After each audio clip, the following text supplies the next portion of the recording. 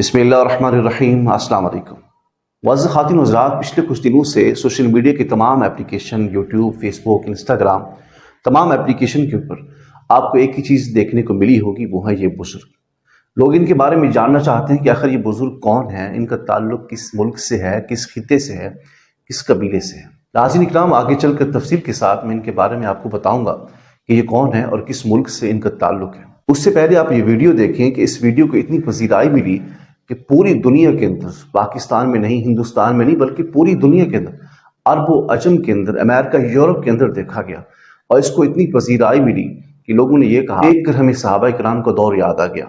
بزرگوں کے سر کے اوپر دستار، پھر دستار کے اوپر ایک سفید کپڑا، پھر ہاتھ میں عصا، اور سنت کے مطابق شلوار جو پہنی ہوئی تھی وہ سنت کے مطابق ٹخنوں سے پاجامہ اوپر تھا۔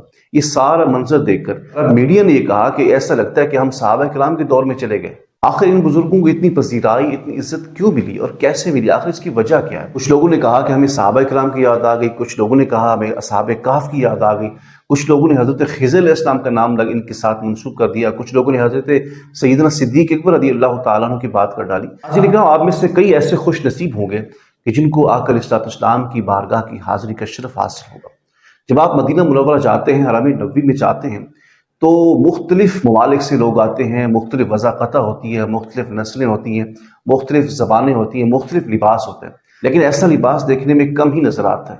جب آپ کو حرم نبوی میں اتنے سارے لوگوں کے اندر رنگ برنگے لباس، جبے کبے، مختلف کلچر کے جو لباس ہیں وہ آپ کو دیکھنے کو ملیں، اسی کے اندر ایک ایسا شخص آپ کو نظر آ جائے جس کا لباس، جس کا وضاقتہ، جس کے چلنے کا سٹائل ایسا ہو کہ لوگ اس کو دیکھ کر تعجب کریں، حیران ہو جائیں۔ وہ ایسے ہے جس طرح اصحاب کہف ہو، جب وہ 309 سال سوئے رہے، اس کے بعد ان کو جاگ ہوئی اللہ کے حکم سے، تو جب ان میں سے ایک شخص بازار گیا، مارکیٹ گیا سامان لینے کے لیے، تو جب ان نے کرنسی دی، دکاندار وہ کرنسی دیکھ کر حیران ہو گیا۔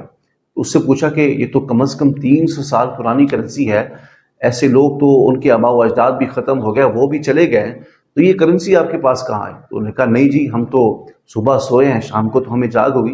یہ سارا تفصیلی واقعہ قرآن مجید کے اندر موجود ہے۔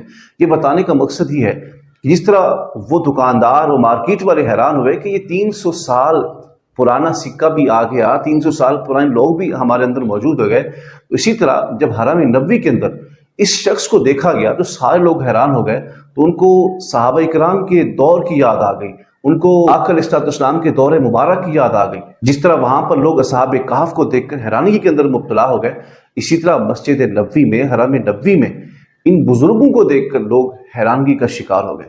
پوری دنیا جو ہے ان کی سحر کے اندر مبتلا ہو گئی کہ آخر کیا ماجرا ہے۔ اس سارے لوگوں کا جو ذہن ہے، کسی کا آقا علیہ السلام کے دور مبارک کی طرف چلا گیا، کسی کا اصحاب کہف کے دور کی طرف چلا گیا، کسی کا حضرت خضر علیہ السلام کے دور کی طرف، کسی کو صحابہ کرام یاد آ گئے۔ یقیناً ان کا لباس، ان کی وضاقتہ، ان کو حلیہ ایسا تھا کہ یقیناً ہر شخص کے اوپر رقت طاری ہو گئی۔ یہاں پر میں ایک بات کرتا چلوں جو قابل توجہ ہے، اور یہ بات بالخصوص ان نوجوانوں کے لیے جو ٹک ٹاک کے اوپر فیمس ہونے کے لیے رات دن آوارہ گردی کرتے ہیں، کبھی پارک کے اندر، کبھی ہوٹلوں پر، کبھی جو ہے بازار کے اندر، کبھی مارکیٹ کے اندر، کبھی کسی خوبصورت جگہ کے اوپر صرف ویڈیو بنا کر اپنے آپ کو جو ہے وہ وائرل کرنے کی کوشش کرتے ہیں۔ میں ان کو بتانا چاہتا ہوں کہ آپ کے پاس آئی فون بھی ہوتا ہے، کاٹن کا سوٹ بھی ہوتا ہے، آپ کے پاس گاڑی بھی ہوتی ہے، ساتھ لڑکی بھی ہوتی ہے، سب کچھ ہوتا ہے، لیکن آپ کو مشہور ہونے کے لیے اور چند لائک حاصل کرنے کے لیے ان تمام چیزوں کا سہارا لینا پڑتا ہے، لیکن اس کے باوجود بھی آپ فیمس نہیں ہوتے۔ لیکن ان بزرگوں کو دیکھیں کہ جن کو پوری دنیا نے دیکھا، پوری دنیا کے اندر پذیرائی ملی، فیمس ہوئے، مشہور ہوئے، لاکھوں یوٹیوبر نے ان کے اوپر ویڈیو بنائی۔ وجہ کیا تھی؟ وجہ یہ تھی کہ صحابہ کرام کی سنت کے اوپر عمل کیا، حضور کی سنت کے اوپر عمل کیا، تو پوری دنیا کے اندر ان کو پذیرائی ملی، مشہور بھی ہو گئے۔ ان کے پاس نہ آئی فون ہے، نہ لڑکی ہے، نہ کاٹن کا سوٹ ہے، نہ پیسے ہیں، کچھ بھی نہیں ہے، لیکن اس کے باوجود پوری دنیا کے اندر پذیرائی ملی ہے۔ آخر کیا وجہ ہے؟ اس کی سب سے بڑی وجہ آقا علیہ السلام اور صحابہ کی سنت کو زندہ کرنا ہے۔